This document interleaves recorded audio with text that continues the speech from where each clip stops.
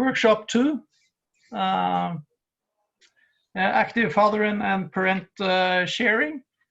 I hope everybody is not kicked out once more, and that also Helena, who is the technical one of us, will join us as well.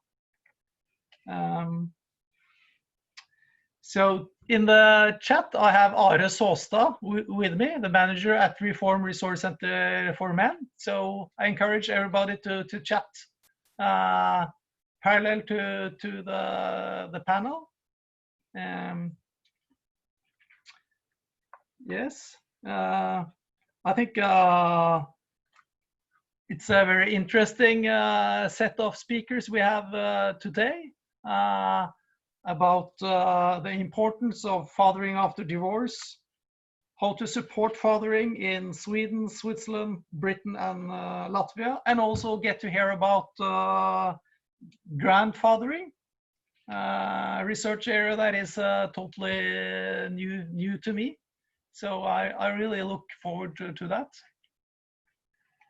So just see if, check if Helena is here. Yeah. Hi, sorry, I was thrown out somehow. Yes, everybody was thrown out. So yeah.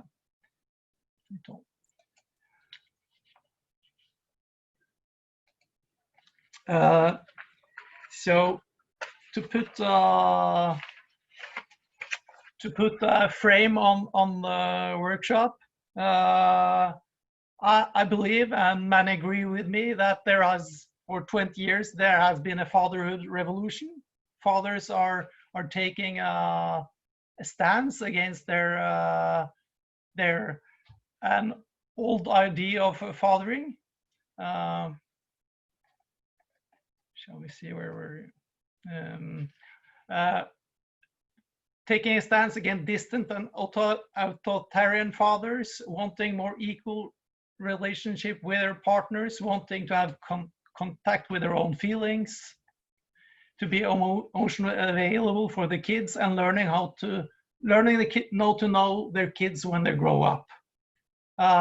Of course, this development of a more caring father and caring man is not as strong everywhere, but it's not just a phenomena in Norway or the Nordic. It's a global change, and we see that from the Images survey as well.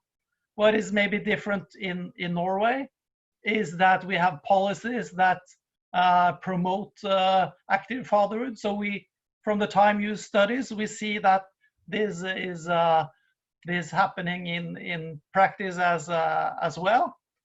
But in the area that most of the speakers are talking about today, the situation of fathers after divorce, the situation is in Norway is not so good.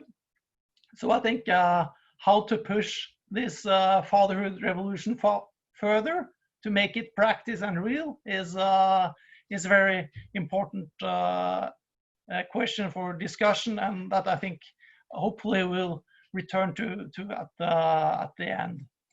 So shall we check if this we can also communicate, of course, with the raising of hands, reactions.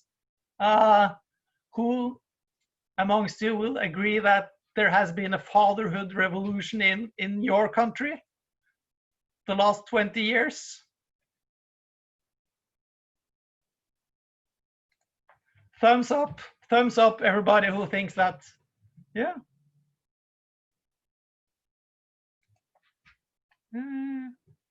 Yes, thanks. thanks for that. Then I'll give the word to our first speaker, Emma Fransson. She is a psychologist and researcher from the University of Stockholm, and Karolinska University. And I look forward to hearing her research about parenting after divorce and the outcome of joint custody for parents and children's mental health of parents. I know that Emma was in Oslo, but I didn't have the chance to hear her then, so I look forward to hearing you now. So I just must unmute you, maybe, I think. Yes. No, I'm unmuted, but I cannot share my presentation. I think you have to allow me to share my screen somewhere. Okay. If you look at security, somewhere down. Security. Enable waiting room. Security. Share screen. Yeah. Okay. So here we go.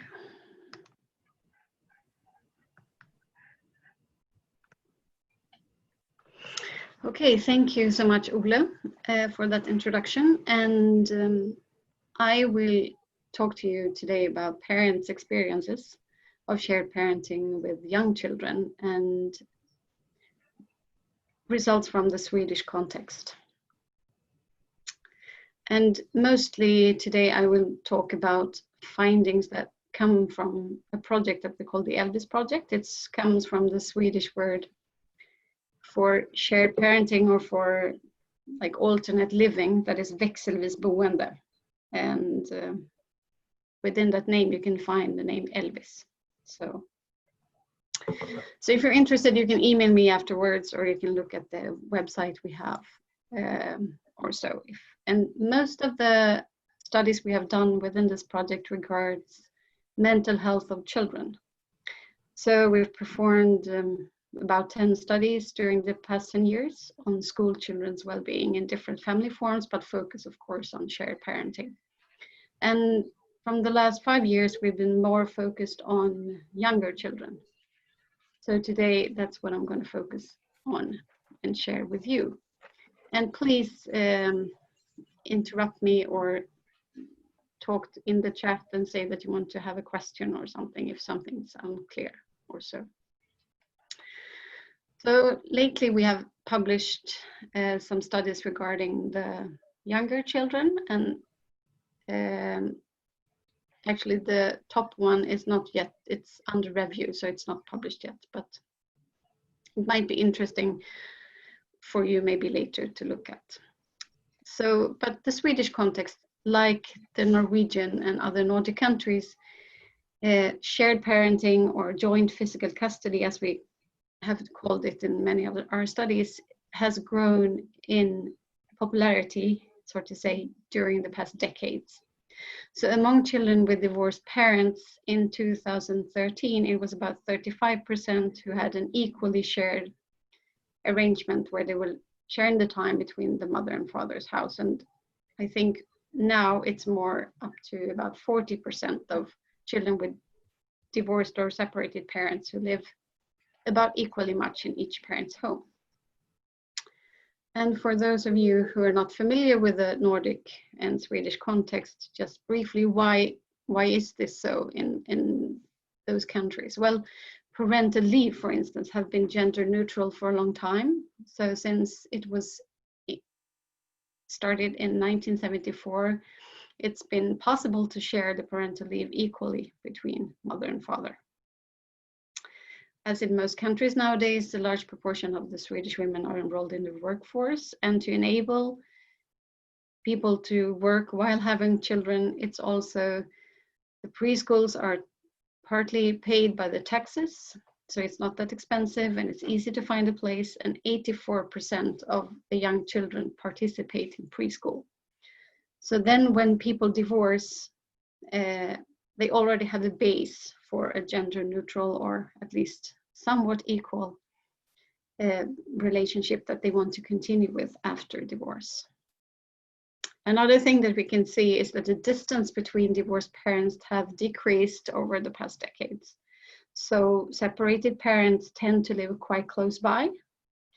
So you can see, I don't know if you can see my pointer here, but it's almost about, not really half, but about the same amount of individuals that have shared parenting also live within 2 or 3 kilometers. So that's also an important prerequisite why this can grow so popular and become so important. Or the other way around, that this is the norm, kind of, that people want to share parenting also after divorce, and therefore they tend to live close by. So if we just very short summary of the studies on children's well-being, so we can say that most children fare well in shared parenting, and that also regards the 3-year-olds. That's the youngest age group that we have evaluated with epidemiological methods.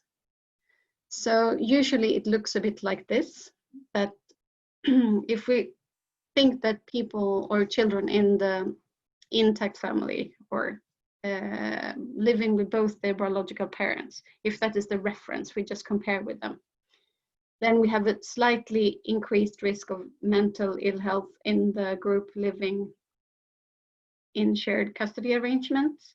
However, this difference is not always significant, so it can be, if we look at many individuals, then maybe you can find a slight difference.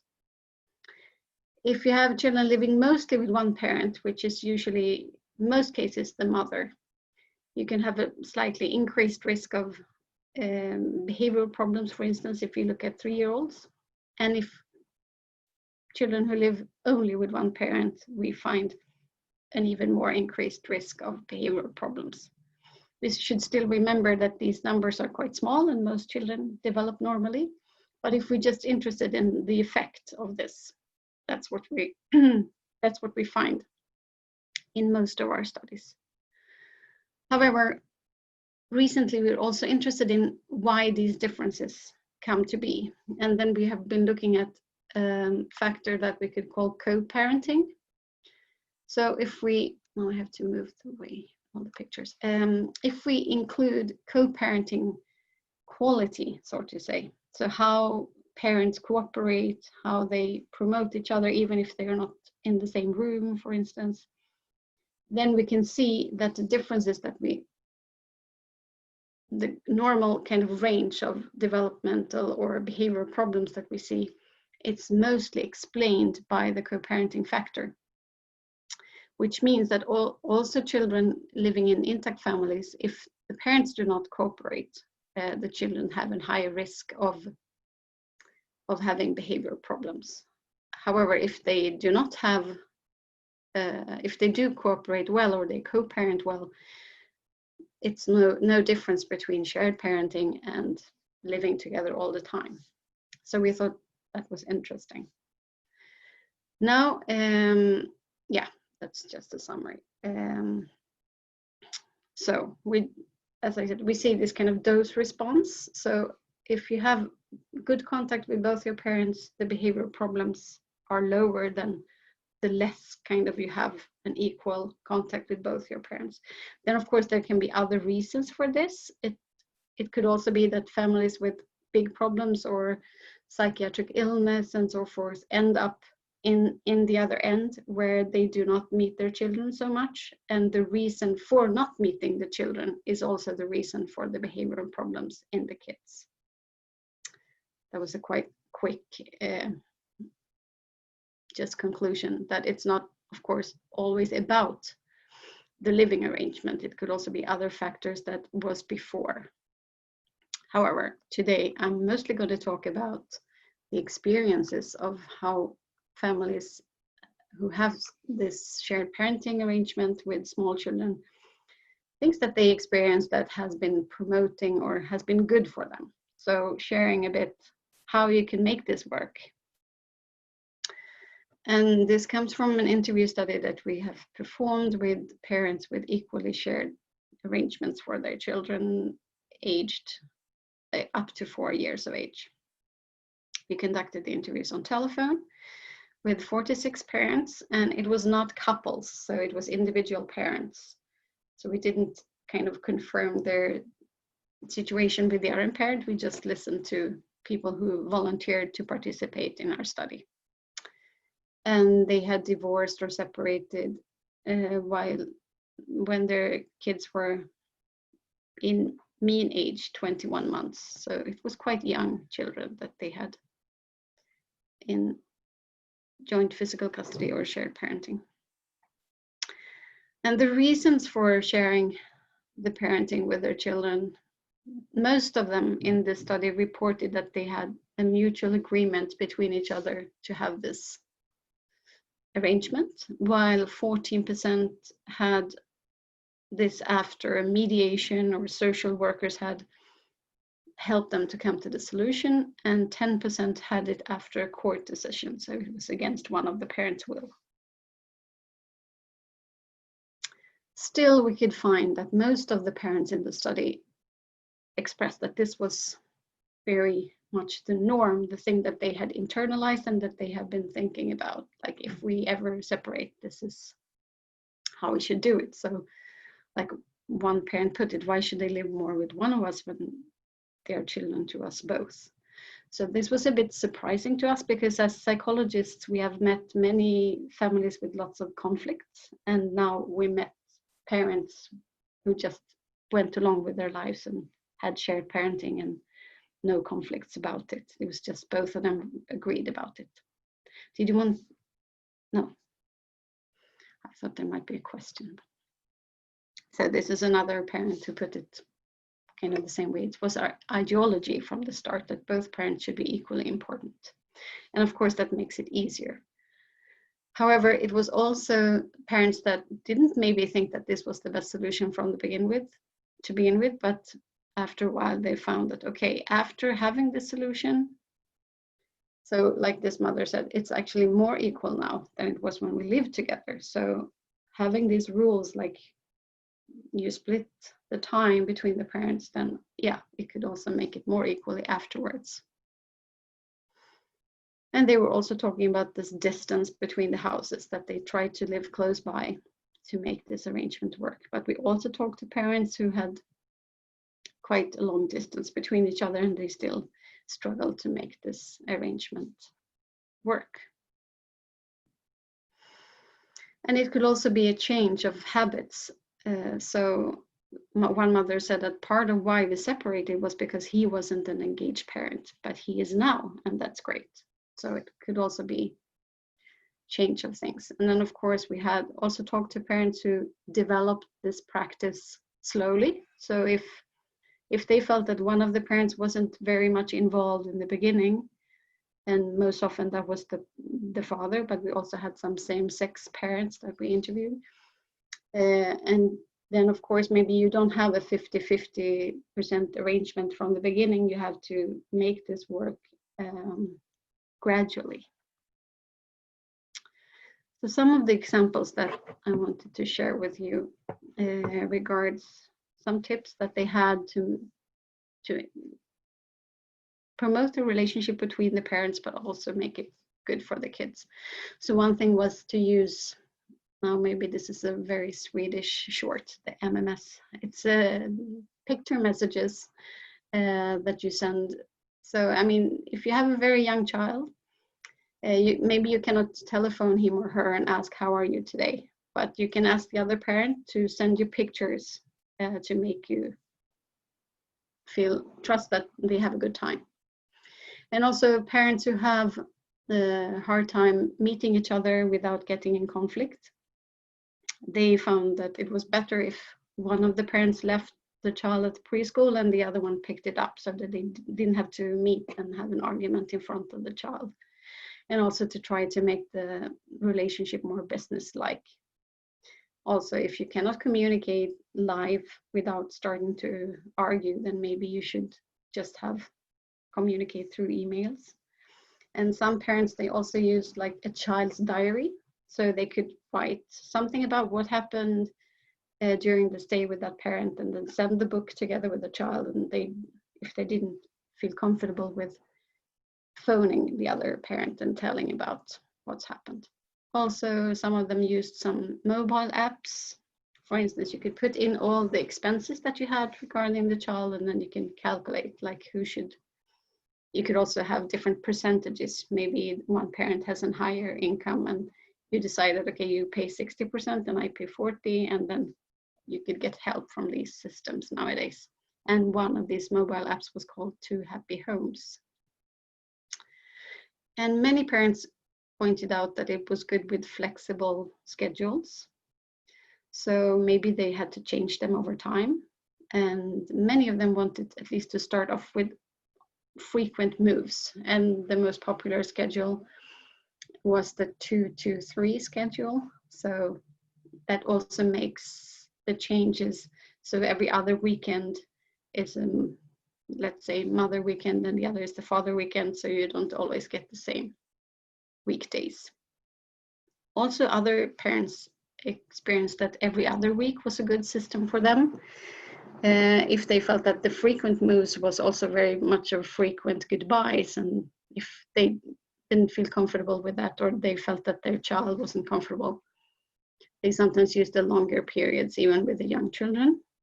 But then they could also use boosters.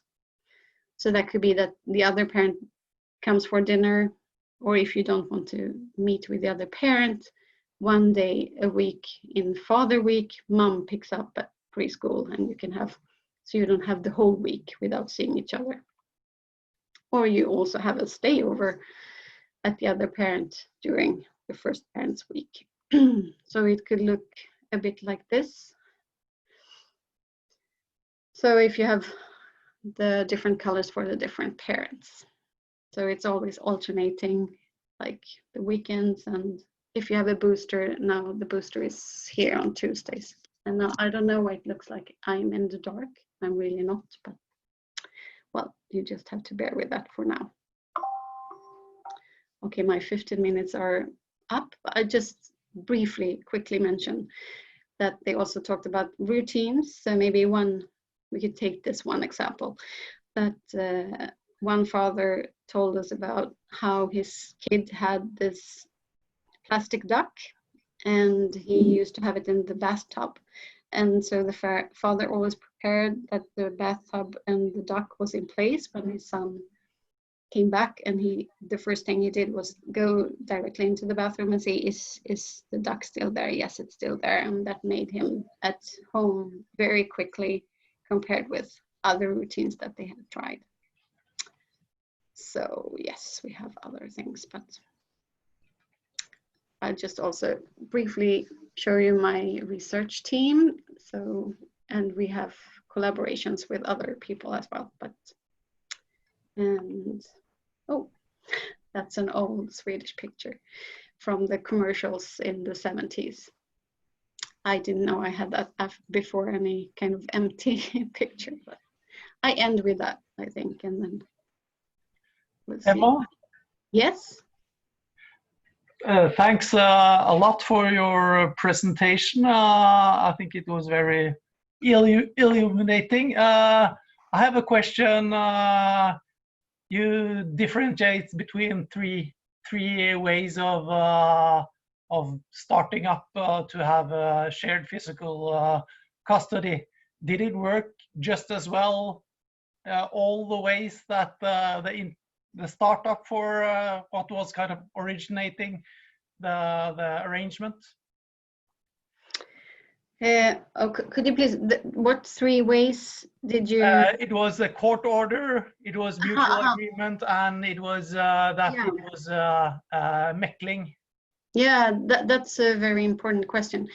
To our surprise, most of the parents in the study, and that of course could be why they choose to participate, but many of them told that they thought it was a well-functioning way of parenting. And then of course some of them had more trouble, and in some cases we as the interviewers actually felt that they should have some hesitation if they were telling us about the other parent who didn't feel well, and they still shared the time, and the children were there, even though they also described maybe a depressed parent or something like that.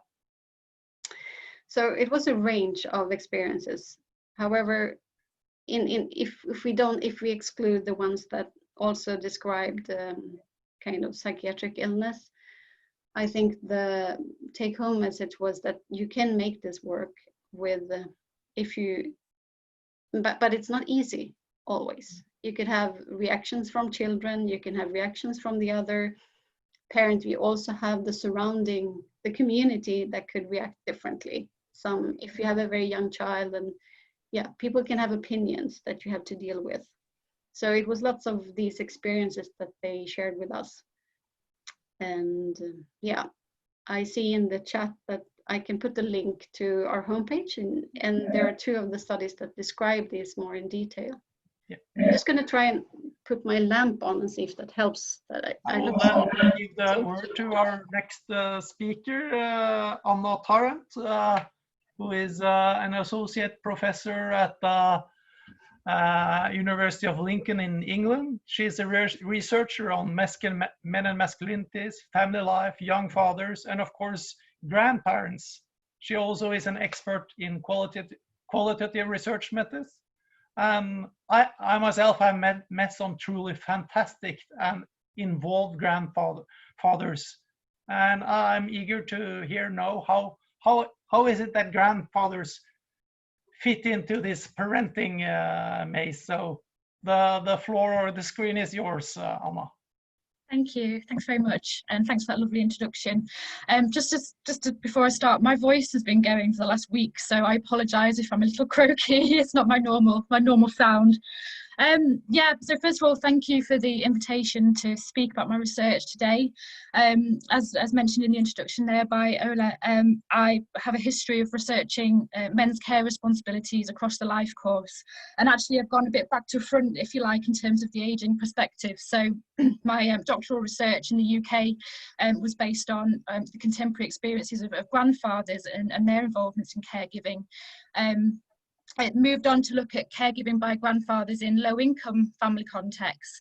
And I'm now doing a major 4-year qualitative longitudinal study that's been funded £1.2 million to research the experiences and support needs of young fathers.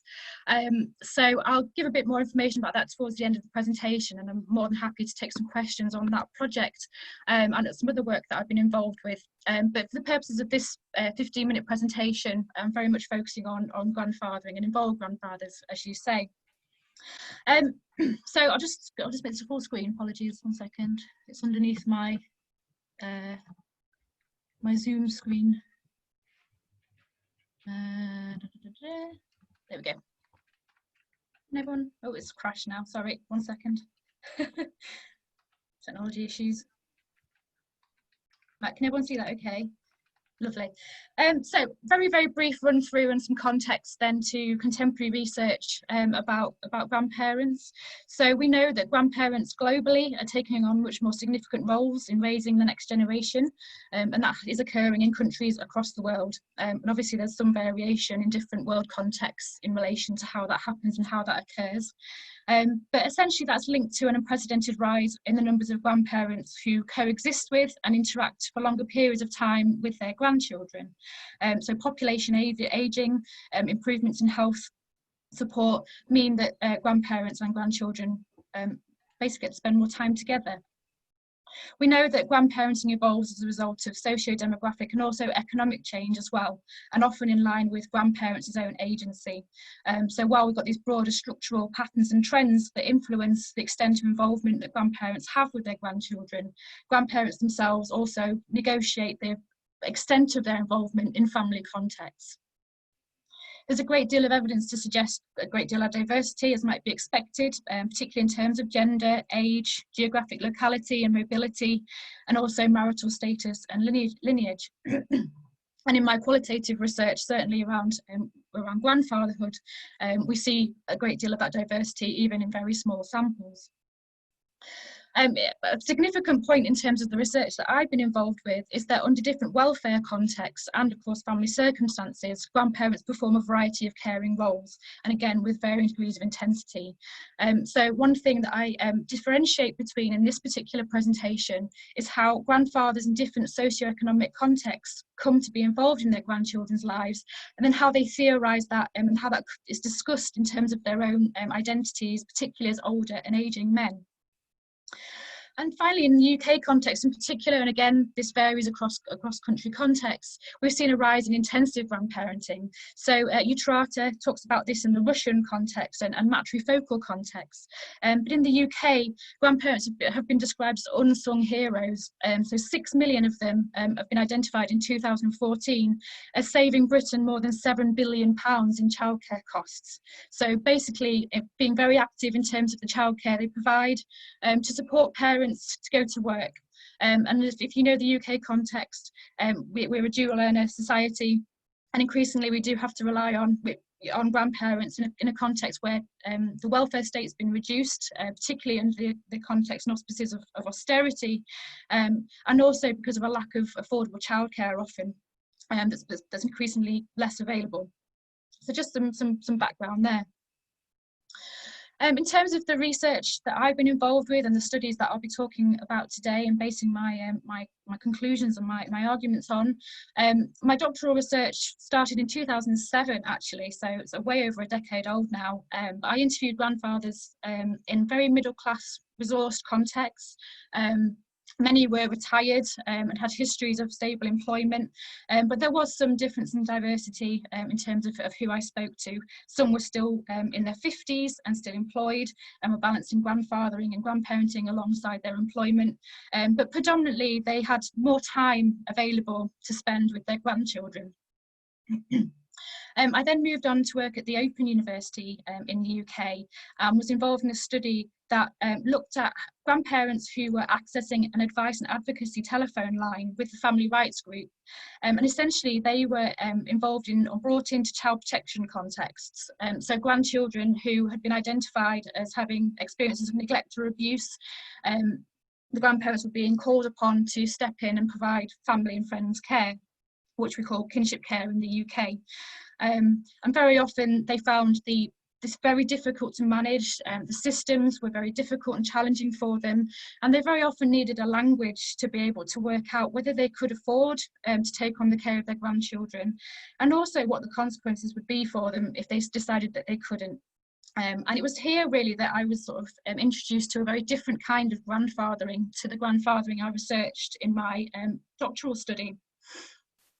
And this led me to develop a proposal for a Leverhulme Trust Early Career Fellowship to look at men's experiences of care, providing care across the life course. And this was a longitudinal examination of their responsibilities over time. And that project started in October 2014 and concluded in 2018. It had a novel methodology. I engaged with existing qualitative data sets, and I've recently published a book called Qualitative Secondary Analysis that looks at the value of reanalyzing qualitative data.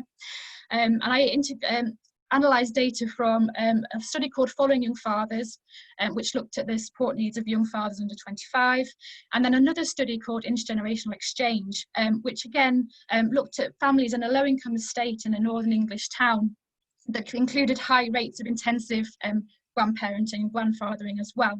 So I analysed that data. What that did was provided a basis from then to develop a new empirical study. So I then interviewed 26 men reflecting these range of different social fathering and also biological fathering positions. And a small part of that sample were wider male family caregivers. So I had an uncle I interviewed, there were 5 grandfathers, and one was a great-grandfather who was 73 and providing care to 2 of his great-grandchildren. Some of them were engaging in informal kinship care. So basically the children were living in their house, they were providing for them, often outside of work and in very materially constrained circumstances. Some had state ratified care, so they were recognised as kinship carers, and they received finance from the state, from the local authority, to provide that care. And it's very, very, very small amount of funding, so often it equates to £135 a week, and very often these grandfathers take on care for 3, 4, sometimes up to 5 children, because they often come as a group. So it created very constrained economic conditions for them. So I've set about thinking about how we theorise this kind of active grandfathering and the socioeconomic differences and contexts through which this grandfathering takes place, and also identify some similarities as well. So for the doctoral study, the more sort of resourced grandfathers, if you like, they were pretty much engaging in what we call, or Mason et al. Conceptualise as leisure-pleasure grandparenting. So discursively, that's characterised by ambivalence. So the grandparents that they interviewed, predominantly grandmothers, I should add, talk about being there for the parents and for the grandchildren, but also not interfering. So very often these grandparents were providing childcare after school. It was irregular or semi-regular childcare, and done often on behalf of working parents. And we can see through their discussions around their identities how they sort of felt about being a grandfather, really. And they did reproduce very much a kind of gendered division of labour often in their discussions. So I've got Philip here, age 61, married and retired. He says, I see the children, they see my wife, as the provider of food and home comforts, and I'm more the Butlins redcoat. So Butlins is in Skegness on the east coast of England, so you might not be aware of it, but basically a cheap holiday package deal type holiday park where they do entertainment and that kind of thing. So he's an entertainer, if you like.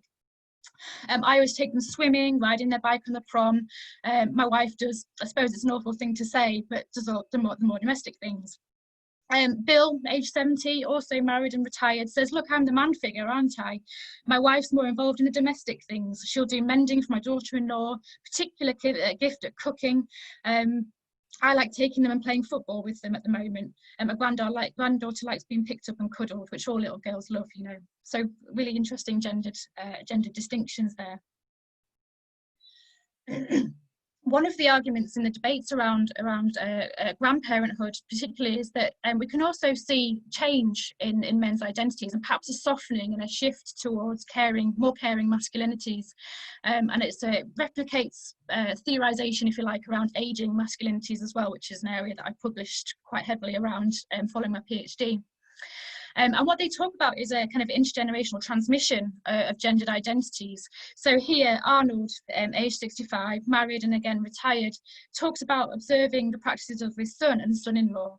And he says, you know, I think this is a generational thing. He says, I was hopeless as a father in terms of babies. I didn't avoid it. It just wasn't my area of expertise. But I watched my son and my son-in-law and how they got stuck in, and I was amazed. My wife was a star. She didn't seem to have any expectations. I'd help, of course. I had to feed them, take them in pushchairs. Now you have strollers, pushchairs, prams. When my grandchildren were babies, I had far more to do with them. And I was one who was saying, look, you all go out, I will deal with them. So you see this again as accommodation of caring practices. And what was interesting with some of this data was the responses that they talked about from their female family members. So they often said, actually, I tried to get involved with doing nappy changing, and there was sometimes a little bit of fear from my daughter-in-law or from my partner, sorry. But when they let me get on with it, it was fine. So we theorise the kinds of intensive grandparenting in low-income contexts in a different way. So we now move on to the Men, Poverty and Lifetimes of Care study, where I was examining examples of involved grandfathering in kinship care contexts. I refer to Karen Hughes and Nick Emmell's work on low-income grandparenting. They were the directors of the Intergenerational Exchange study that I did the secondary analysis of. And one of the major findings from their work is that family members in these contexts, grandparents in particular in these contexts, often provide supplementary and time-intensive care.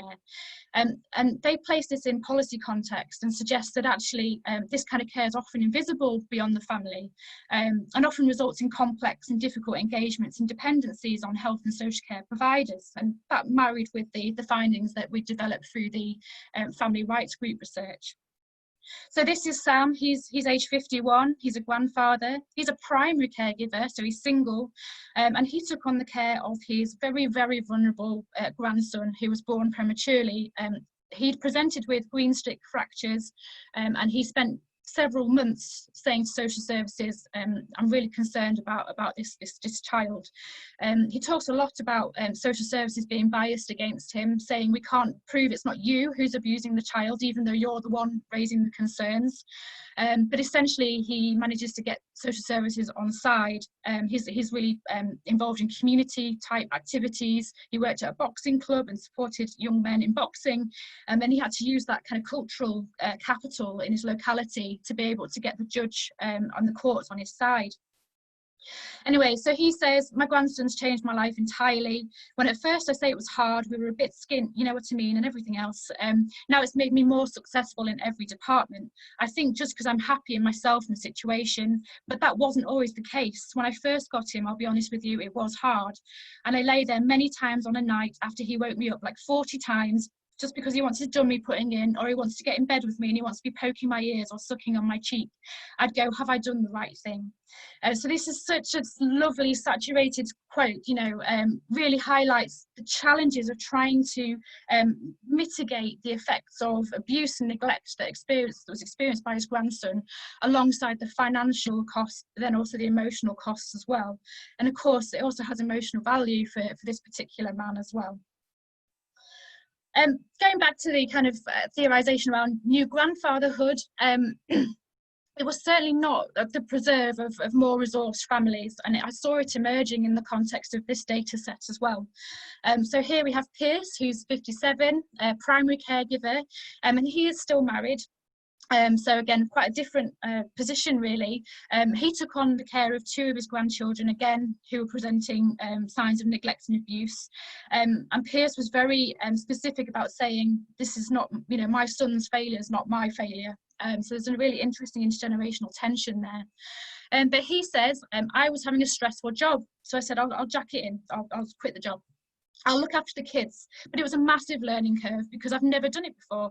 I mean, when my kids were growing up, I was working on nights for 9 years. I went full time on days, but I never had to deal with small ones. At the time, my kids were 9 and 10 when I came off nights. So it was a massive learning curve for me and really, really hard. I can see what women sort of complain about when they've got kids around their feet all day. And it's nice when my wife comes home. We get these to bed and we can talk, and I've got adult conversation. So I just should add that he had a lower paying job. So he was a lorry driver and his wife was working in pharmacies. The children were aged 4 and 2. I did a follow-up interview with this particular man, and he was told by social services he had to leave work. Sam was told that, but he was told that the money would run out after 2 years, and how was he going to then support those children in the longer term? And that was a question a lot of these men were asked. You have to take time off work to look after them, settle them in, and you know, integrate them in the family context, but then also you have to work out how to get a job afterwards. And at the age of 57, 61, very often they're not seen as attractive to employers either. So they were facing a whole range of issues around employment and the balance of that with childcare and rescuing their families. I'm not sure what time I'm on, so just to sum up really and wrap up.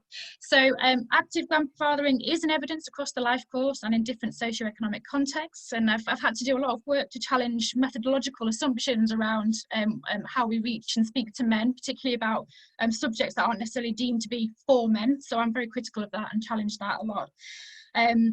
Its character and extensivity is shaped by socioeconomic factors and the wider demographic and social historical processes mentioned. And I think despite the value of the care of wider male family members and their involvements, I think we need to challenge their invisibility and think about how we better support them, you know, across the health and social care landscape. And that includes child protection contexts and any context where a child needs to stay in the family, and if that's the best place for them to be and the safest place for them to be. I've just got some information there about the 2 studies I mentioned, the big study I mentioned at the start. I'm also involved in a study that is called Caregiving Dads and Breadwinning Mums, that's led by Ruth Gaunt, and just a lot of connections with Emma's research. So I'd like to follow up with you, Emma, if you don't mind, after this session. But I'll leave it there for now. Thank you. Thanks a lot for that, Anna. It was very not good to have to give our eyes into the different ways of being a grandfather.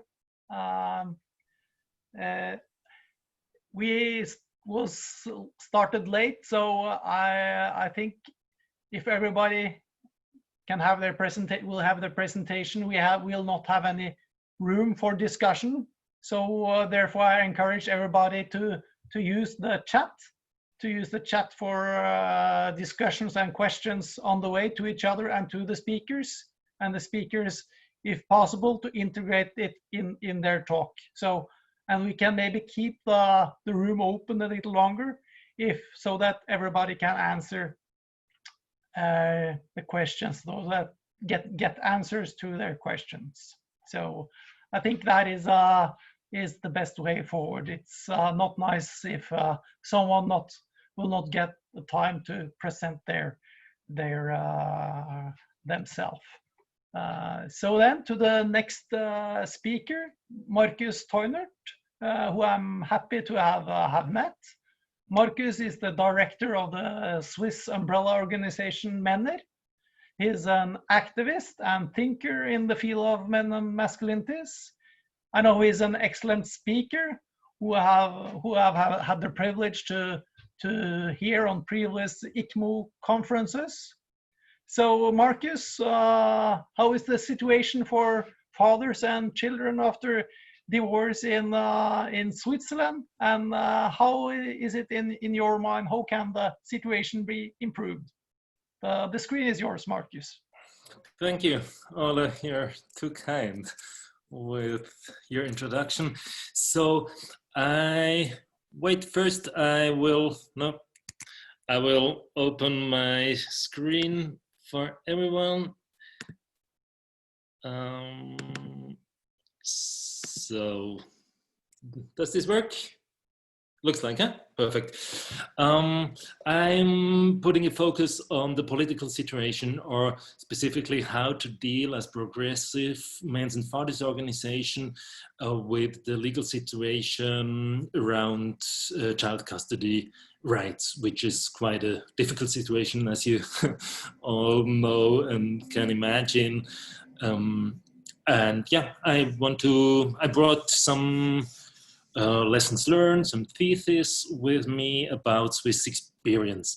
But first, for those of you who don't know MENNER.ch as organization, I would like to say just a few things about our organization. Now my PowerPoint doesn't work. Great. So sorry for that. I think we have to make it a little different. I hope it works anyway.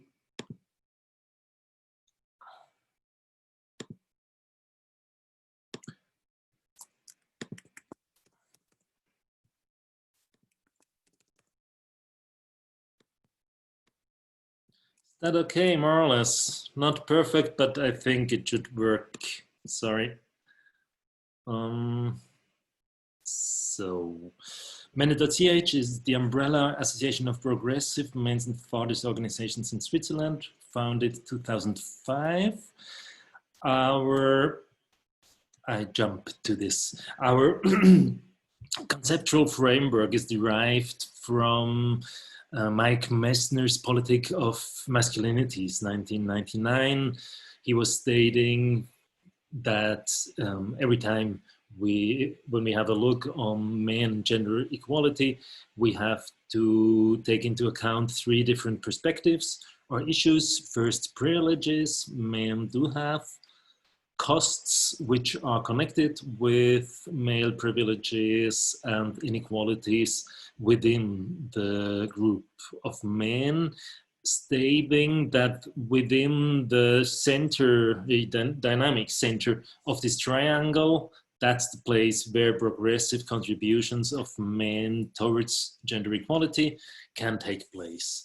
We developed this framework concept further to use it in our advocacy work. This is our so-called triple advocacy concept, stating that progressive contributions of men towards gender equality are in the larger center of this triangle, demanding from progressive men that they have to do three things at the same time: interceding, naming men's vulnerabilities and concerns. Yes, that's true, but also to support women's rights movement, and be part of a larger alliance for equality for all genders, or even understanding gender equality as part of gender and social justice. So keep that, I ask you to keep that in mind, this framework concept, when I come to my thesis, because yeah, this is the crucial question: how to deal or how to apply this framework concept when it comes to the discussion about legal conditions for child custody, and how to find a balance between these three different points. The specific situation in Switzerland has been that we managed to accompany two major law revisions. First, the child custody law, and second, the child support law, so the financial aspects of the child custody.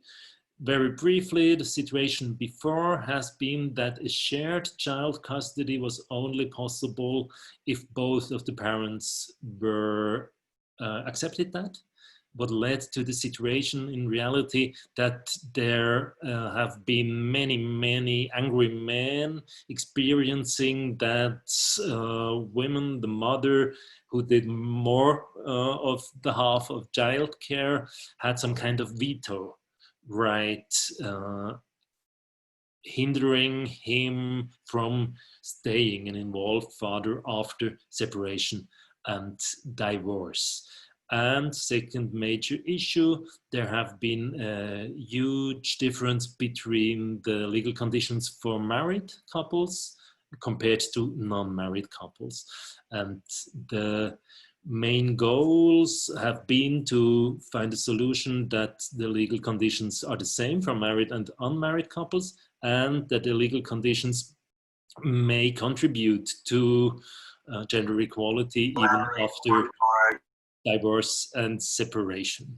So, and in the light blue, we are very excited. In a few weeks, probably the first federal or first popular votation about the introduction of paternity leave will take place in Switzerland. We don't know that any country on the world would ever have voted about that, and it looks quite well. 63% say the polls are for paternity leave, even if 10 days. So it's a really modest solution. But anyway, so please wish us best of luck. But now I would like to come to our conclusions, lessons learned. So perhaps, yeah. Now I have a problem once again with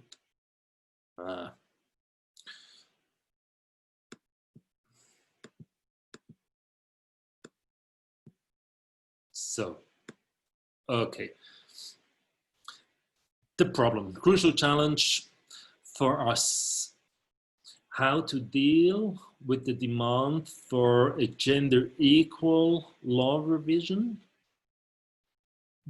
within a field of tension between, at the one hand side, the demand for really fostering gender equality and share of childcare duties, even after separation and divorce. So like Emma introduced us to the concept of shared parental responsibility after separation and divorce, and at the same time the demand of supporting women, supporting single moms, and just dealing with the fact that women are doing far more than their half of unpaid work in childcare and in the household, and therefore also having many disadvantages when it comes to funds for the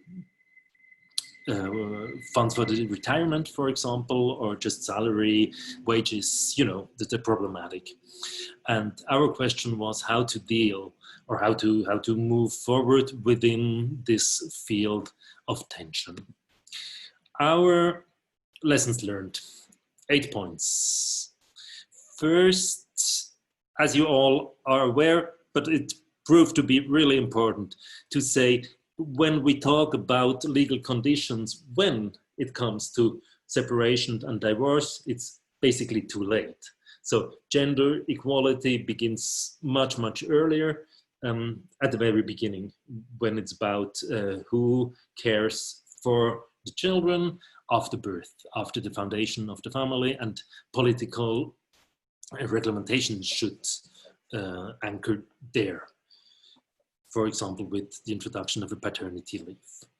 Second, an important contribution of our side has been to valorize what traditional men as breadwinners do, because we made the experience that it's very common and very easy to devalorize their contributions in terms of they are working for money, so they do nothing for the family.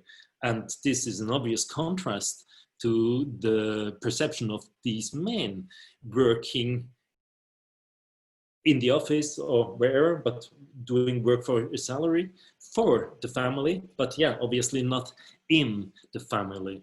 So it proved to be important to say, okay, just to accept that working for the family is also some kind of care, even if it's not this kind of care we would like to see from fathers. Third point.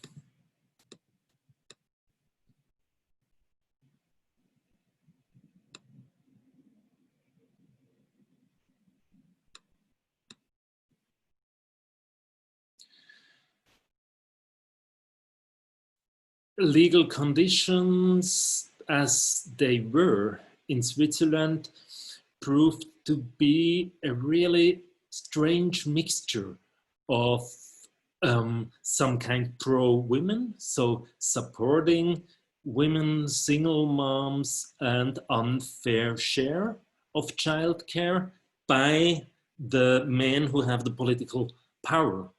And we found it very demanding to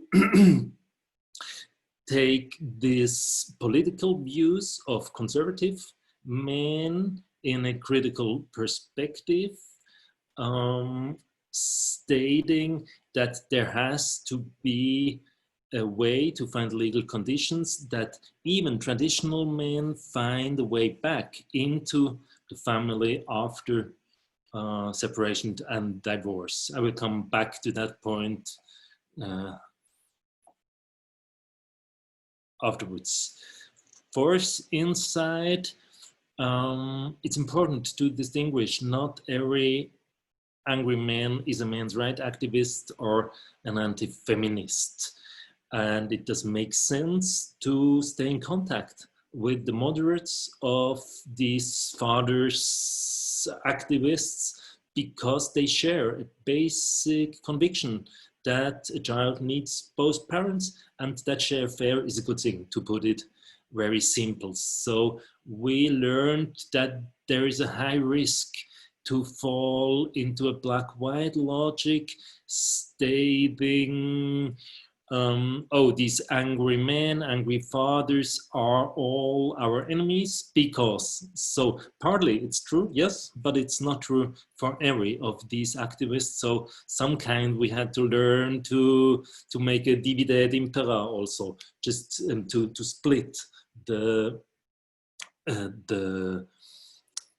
these organizations, or to force them to differentiate if they are really pro-equality as a reason for their engagement, or it's just pro, I insist to have my right as a father, which are two very different things. Fifth point,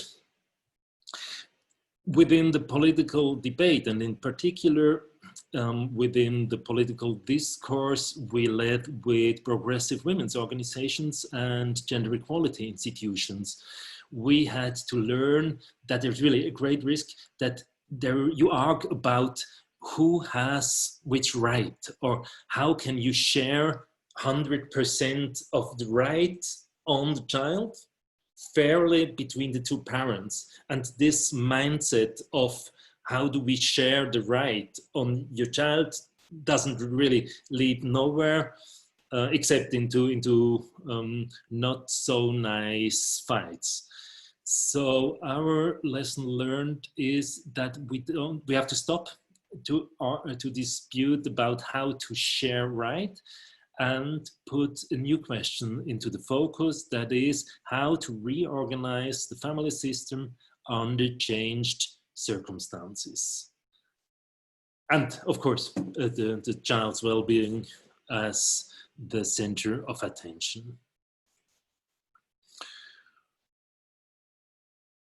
I jump the 6th point, go to the 7th, just to have enough time.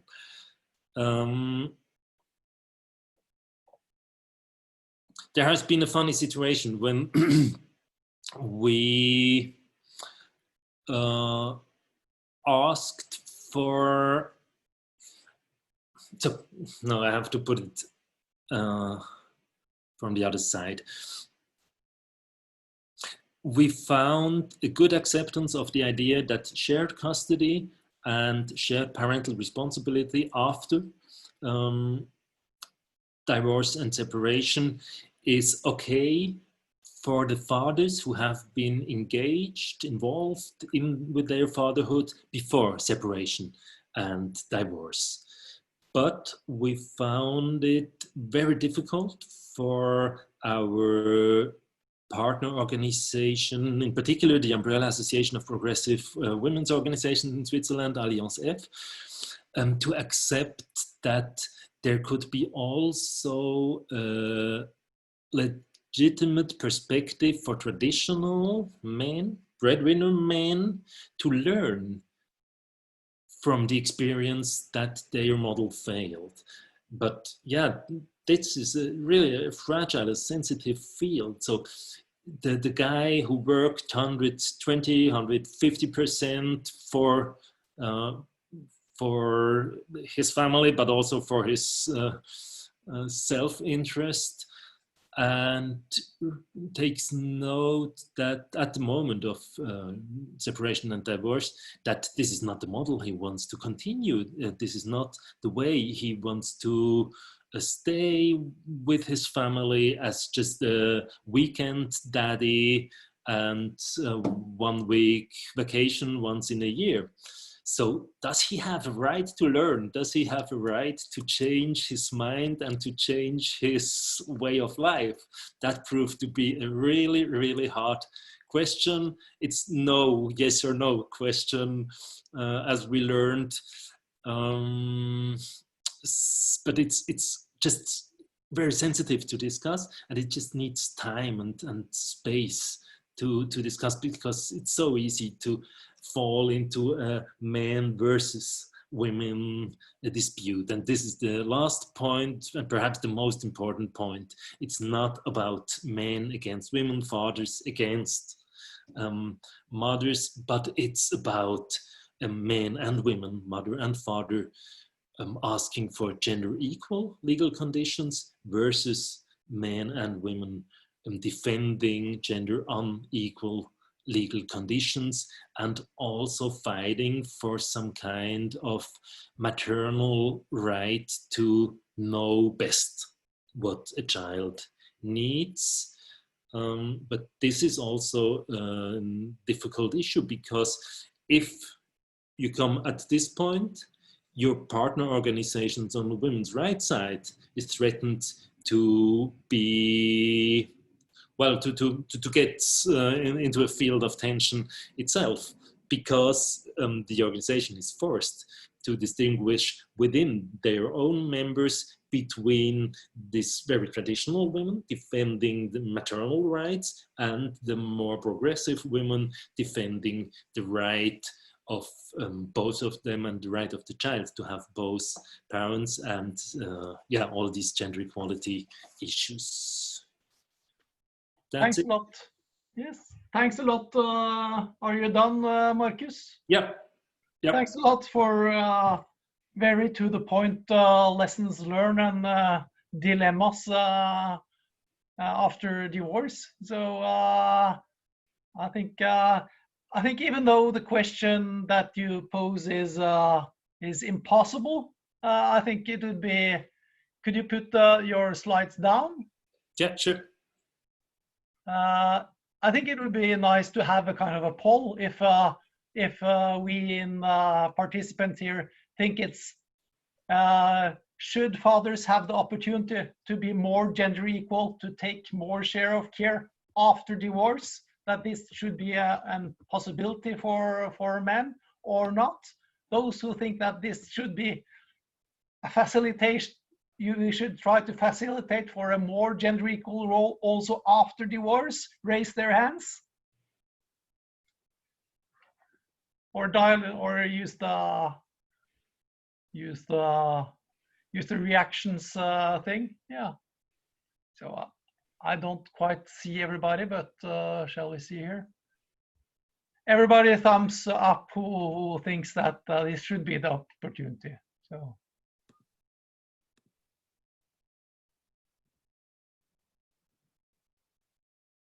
Yeah. I had to move to this everybody in view mode. Yeah. So yes, and the next question: is it the case in your country that men have this opportunity most often? Yeah. Here, who think that this is the situation as well? Yeah. So that was thank you. This was not very scientific, but interesting. So thanks for that. Then to our next speaker, Elena Klavina from the Latvian Association of Fathers. She's head of the board in her organization. She's an advocate for shared parenting and equal opportunities, as well as a coach and consultant for parents with young kids. Elena, please tell us about your work on promoting active fathering in Latvia and what you think is needed. Hi, thank you. I will try to share my screen now.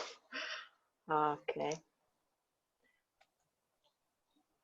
For my presentation.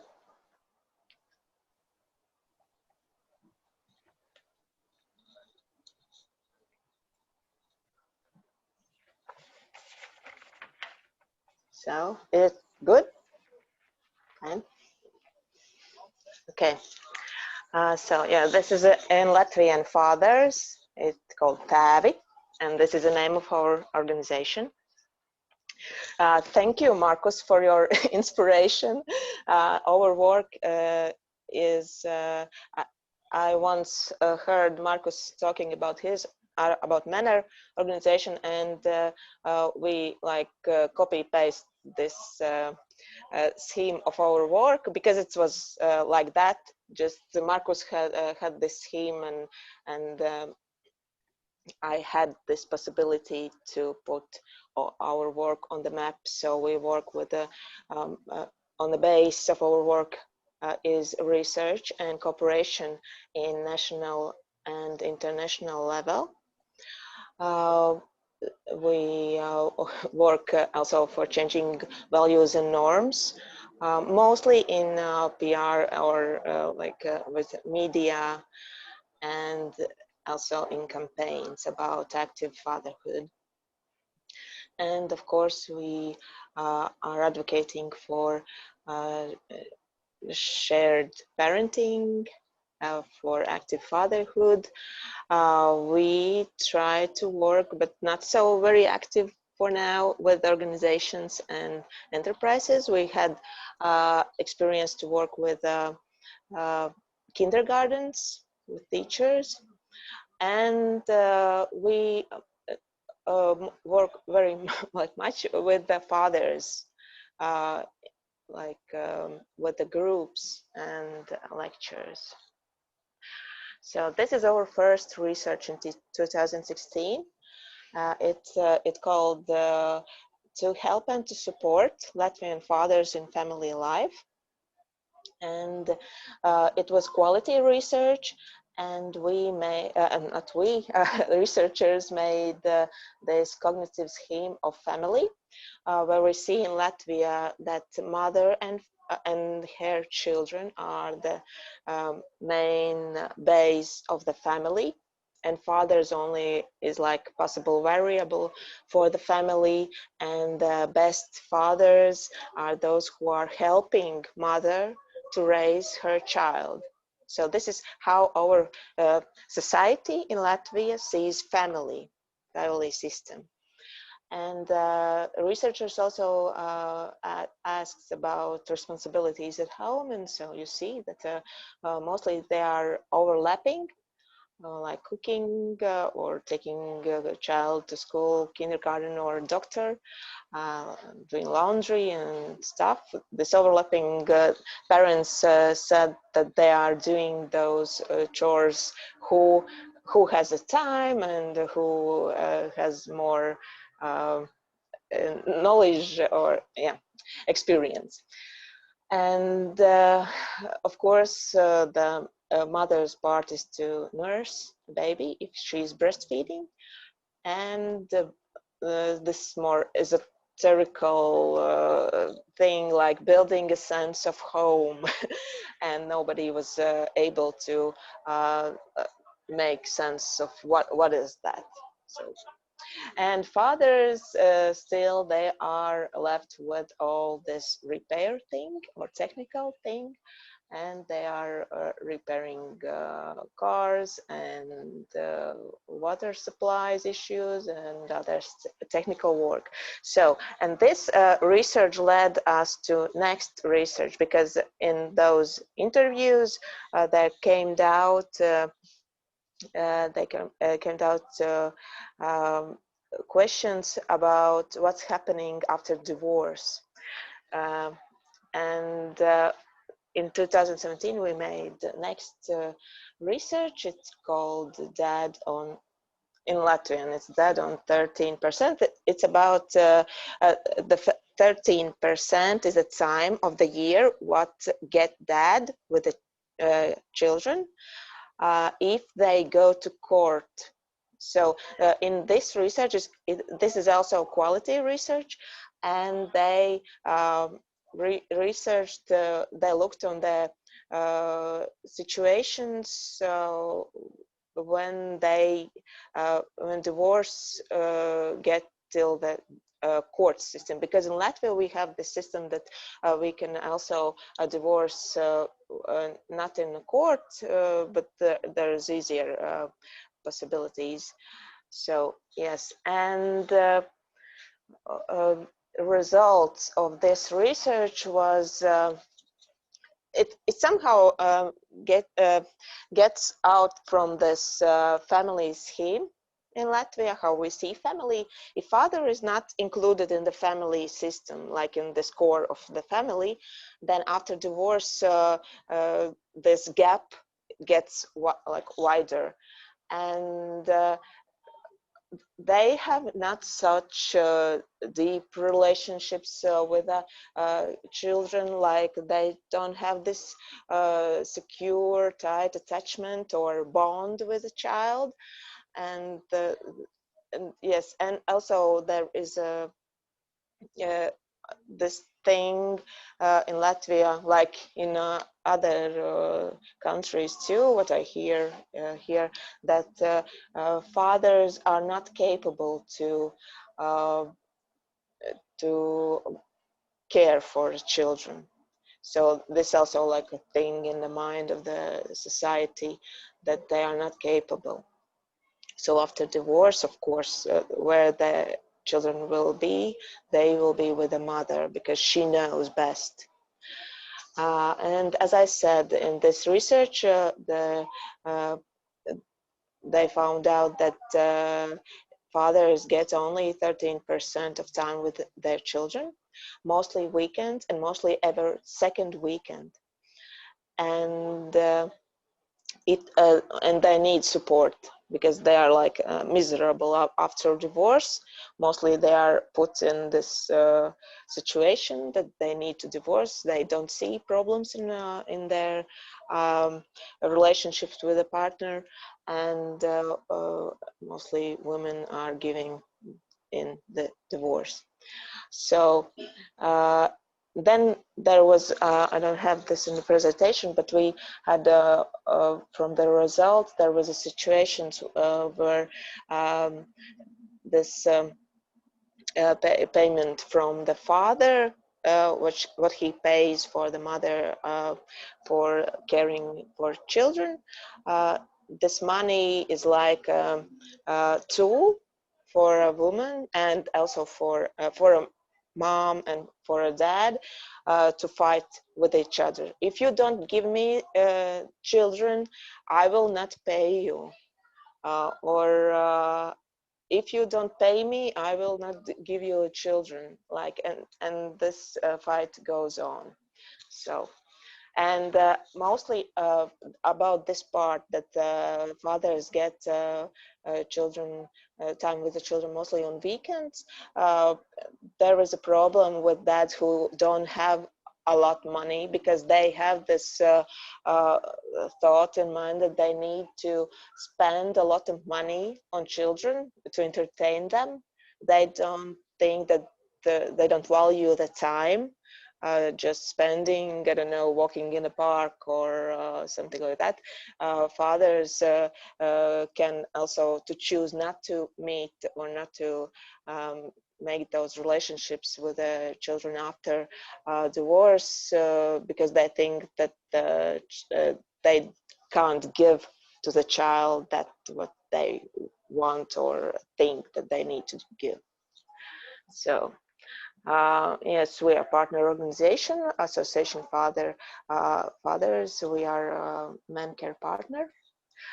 And this is about our work with fathers, like lectures. We have lectures about small kids, how to raise them. Then we have 10 lessons for emotional raising of kids, 10 lessons for divorced fathers, like support group with a psychotherapist. It's led by a psychotherapist. Then we have father groups with 6 lessons, and this is mostly for a father to be or father with small child. And now we have this year we started the roadmap for raising teenagers, also 10 lessons, and also for fathers. And we make it those programs are also this BEA and ZAP. They are made for all parents, but we are making they only men only in our organization. So because fathers don't participate, there are more and more fathers participating in such activities in Latvia together with their partners, but still there's a little percent, and in our groups they're mostly full, like 99% of fathers. So this is our father groups and this is from a picture from the lecture. And yes, thank you.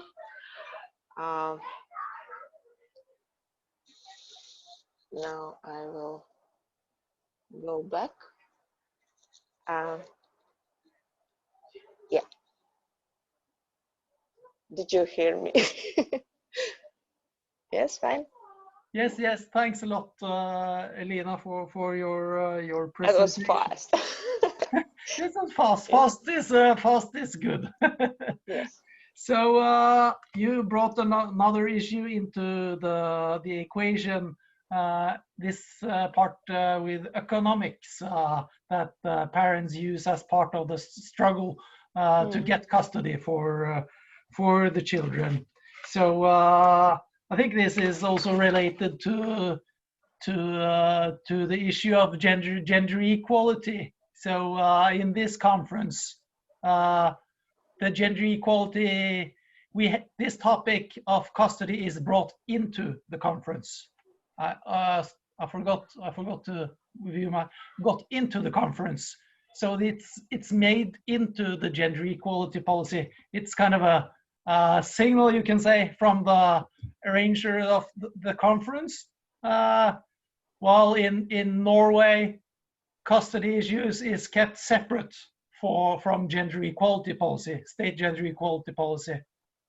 So I just want to ask you a quick question. What is the situation in Latvia? Is it part or separated from Latvian gender equality policies? Oh, I think it's separated, but I'm not quite sure because like gender equal policy, it's not implemented in every system. So no. Yeah. So basically, it's this tiny flick of change that we have in this conference is maybe hopeful then to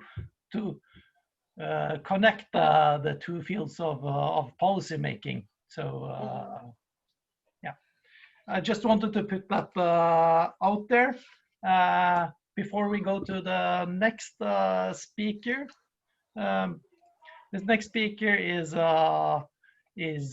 Kaori Hayashida. I'm not sure of the pronunciation. Oh, you did it perfect. Okay, perfect. I don't know, but she is a social scientist and director of Japan's largest nonprofit organization supporting fathers, and the organization cooperates with employers, government, and have multiple activities to promote caring fathers. So I'm eager to learn more about your work and the state of fathering and men's care in Japan. All right, thank you. Let me share my screen. Can you see it? Yes. Okay. All right, good. Okay, well, thank you. Hi, everyone. It is such a privilege to be a part of this workshop. And my name is Kaori Hayashida. And I'm a member of the board of directors of Fathering Japan. And today I'd like to introduce who we are at Fathering Japan and what we do. And also I'd like to address some issues that Japanese fathers are facing today. And let me change this. Let's see how it works. All right. Okay, Fathering Japan, or FJ for short, it is a nonprofit organization established in 2006, and our main office is located in Tokyo. And we have 12 branches all over Japan, and 4 of those branches are independent. Those are independent nonprofit organizations. We also have 3 related organizations too. And we have around 300 members in FJ, and with all those 12 branches, and we have over 500 members. And I would say 90% of fathers, like a man, and 10% of female. And in 2018, FJ was recognized by the Prime Minister for being an excellent child raising and family support group. FJ is now is the largest supporting group for fathers, but it was created by one man. And let me kind of share the story with you why FJ was established.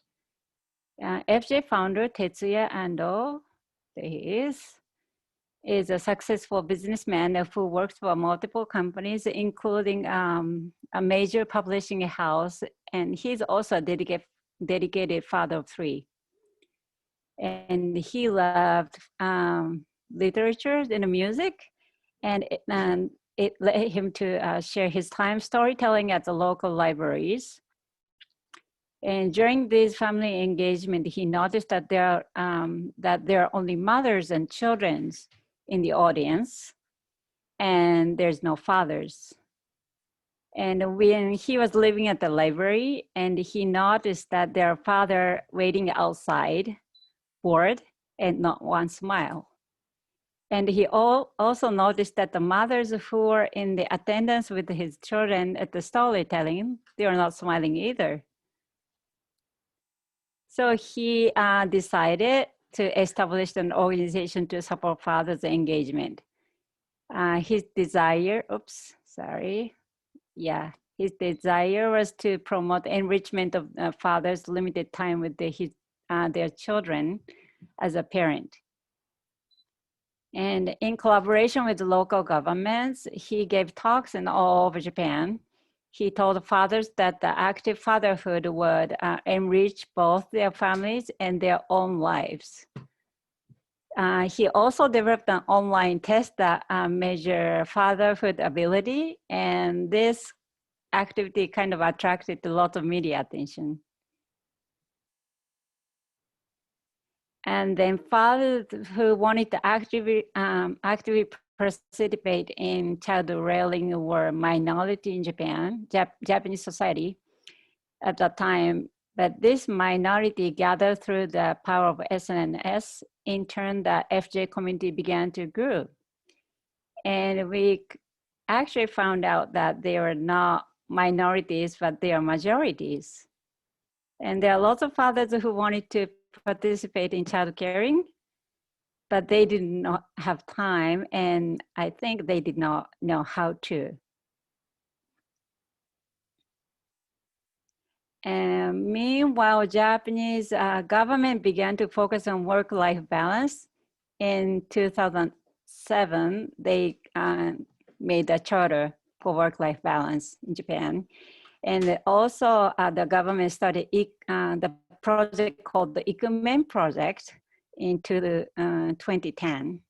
I mean, to 2010, yes. And then ICMEO means men who care for children. And at this time, FJ began to develop various projects like these. And one of them, a fathering school, and the first educational school for fathers in Japan. And it also attracted the media attention. And now fathering school is expanding all over Japan with the support by FJ members as instructors. And we also had began to have like annual National Fathering Forum, which we had this just last weekend for this year, online, of course. And we also have like a thank you pop-up project. And this encouraged fathers to take childcare leave, and also mothering project. And this project promotes women's active participation in society. Well, I'll just share some of the data so you can understand how the Japanese society is now. And this is the change in number of dual income households. And looking at the employment of wives in household in which their husbands are employed, in 1980, I said the number of single income households were nearly double the number of dual income households. But as a result of economic shift, as you can see, in 2018, the number of double income households is double the number of single income. And it continued to be on upward trend. And but the biggest challenge for Japanese working parents is the work environment. And this graph shows the percentage of employees who work 60 hours or more in final week of the month. As you can particularly see, the 30s and 80s, these are men. The fathers, working fathers, and they work longer hours, like average like 5% more, producing longer hours than other younger or older colleagues. And as you can see, females, like working mothers, and they work a lot less hours than other generations. Due to Japan's traditional lifelong employment and long working hours, the fathers has a limited amount of time at home. This graph shows housework and the parenting time spent by parents, but the time difference between husband and wife is significantly obvious, as you can see. And taking childcare leave is another challenge for Japanese parents and Japanese fathers, whereas 83% of female takes leave, only 7.5% of fathers take childcare leave.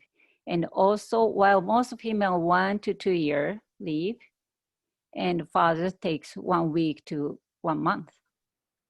So there are some companies encouraging expectant fathers to take paternity leave for 1 month, but those are very rare.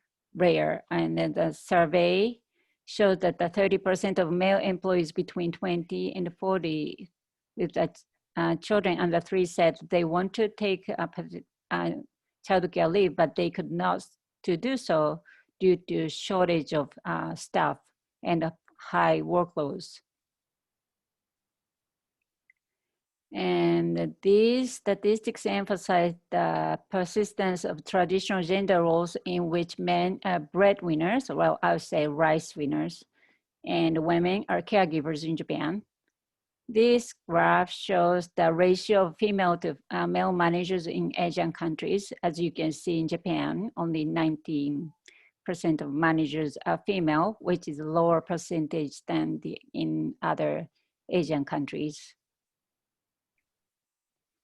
Well, as you may know, Japan also ranked 121st in the gender equality ranking and showing women's low level of economic opportunities and political participation. And the fathers want to participate more in the family, but unless work culture changes, fathers' participation in the family and the women's participation in the society will not increase. So the changing work culture thus became a major mission of Fathering Japan. And we started the Ikubosu project in 2014 to transform managers into Ikubosu and improve work culture. And the Ikubosu is a manager who enjoys work and life and who at the same time achieves the results by creating and challenging the rewarding workplace where all employees can perform to their full potential while keeping a good balance between work and private life. We founded the Ikubosu Corporate Alliance with 11 companies, which we have now expanded to 231 companies. Then the Ikubosu Alliance, we have quarterly alliance meetings with the various monthly workshops. So through those efforts, the Ikubosu project has promoted and fostered the understanding of managers in the workplace, directly impacting the improving in the needs of child-rearing generations in the work environment. Well, due to COVID-19, most of our activities are canceled.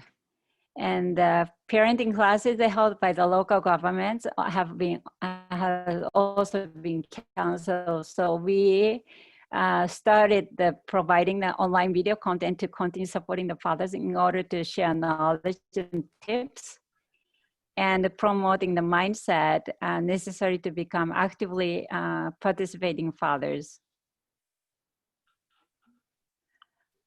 Our goal, final goal or mission, I should say, for Fathering Japan is to create a society where Japanese fathers caring for their family becomes so natural.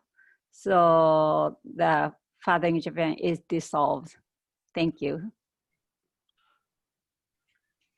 Thanks a lot, Kaore, for that glimpse into fathering and parenting in Japan. It was very interesting that you highlighted the need to work with employers. Yeah. And that this is of importance in Japan.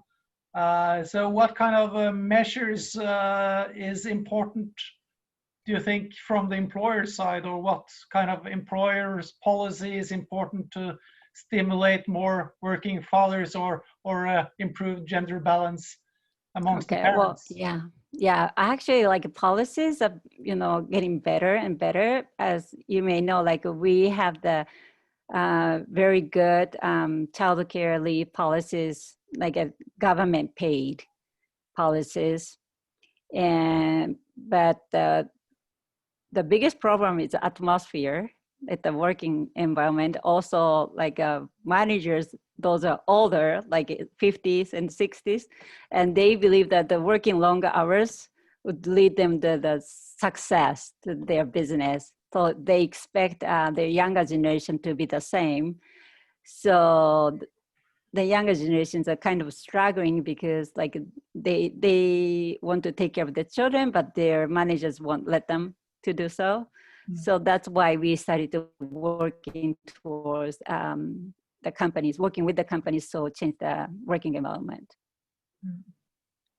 Thanks a lot. So it's a culture problem associated with work and masculinity. That is one of the big obstacles. Yeah. So is it we have time for one question? So I would maybe like to just open the floor for everybody. If it's one person who would like to ask the panel, someone in the panel, a question, I think that is, since we have let a lid on the audience so far, that would be good. So if someone would like to do so, please do. Feel free. I have a question, and it could be to anyone in the panel, but I want to learn more on what kind of support would be valuable for parents in general, but further in particular, in case of a divorce, with the focus on the child first. Okay, that's my question. So could you just present yourself, just one word first? Yeah, sorry. My name is Jens Karberg. I work for the organization Men with our work on equal parenthood from Sweden. Thank you. Yeah, thanks. Feel free, panel. Who wants to answer? Elina, Marcus, it's maybe mostly your department. I would give a very, very simple answer that is just any support. So what our experience is, that's really hard to take for a father in this situation, regardless about the circumstances, that they don't find any counseling service or anyone, except they pay 300 euro for the lawyer. They don't have.